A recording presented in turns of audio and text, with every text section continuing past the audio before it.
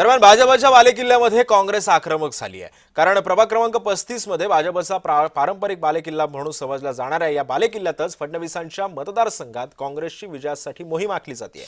तरुण चेहऱ्यांना संधी दिली जाते। काँग्रेसला बदलाची अपेक्षा आहे। भाजप पदाधिकाऱ्यांची बंडखोरी सध्या उफाळल्यानं अडचणी सुद्धा वाढलेल्या आहेत। आणि या संपूर्ण घडामोडीवर उमेदवारांशी संवाद साधला आमचे प्रतिनिधी तेजस मोहत्रे। महानगरपालिका निवडणुकीच्या रणशिंगण जे आहे ते आता फुंकलेल्या नशाचं बघितलं असेल तर आता प्रचार जे आहे ते शिगेला पोहोचलेला आहे। आपण जर बघितलं तर काँग्रेसने जे आहे ते एका अर्थाने इथं दंड ठोपटलेला आहे आणि देवेंद्र फडणवीस यांचा हा एका अर्थानं मतदारसंघ आहे। गौतम भाऊ, संपूर्ण महाराष्ट्राचे लक्ष देवेंद्र फडणवीस यांच्या मतदारसंघाकडे आहे। यंदा पंजा येणार का, पुन्हा एकदा कमल फुलणार, कशा प्रकारची रणनीती आपण आखलेली आहे?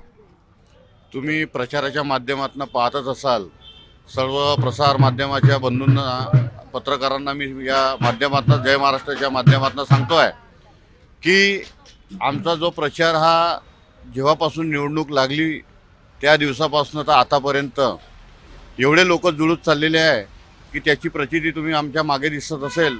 आम्ही विरोधी पक्ष भाड्यानं लोक आणत आहे आणि आम्ही आमच्यासोबत जनशक्ती आहे।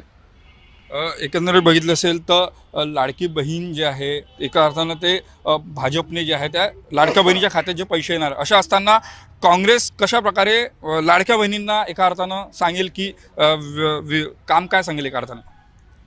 लाडकी बहीण हे बीजेपी पैसा वाटायची हे करत आहे, काँग्रेसला मागे पाडून राहिली, ही काही नाही महागाई वाढवत आहे आणि लाडकी बहीण ही आतापर्यंत नाही, आतापर्यंतच राहणार आहे। ही निवडणूक झाला लाडकी बहीण बंद होणार आहे, म्हणून लाडकी बहीण ही आपल्यासाठी आपल्याकडूनच पैसे काढून राहिली आहे। उमेदवार आहेत हे एका अर्थानं देवेंद्र फडणवीस यांच्या मतदारसंघातील उमेदवार आणि त्यामुळे यंदा जे आहे या ठिकाणी पंजा येणार अशा भावना ज्या आहे या संपूर्ण उमेदवारांच्या आहेत। कॅमेरामॅन मंगेश मोहितेसह तेजस मोहतुरे, जय महाराष्ट्र न्यूज, नागपूर।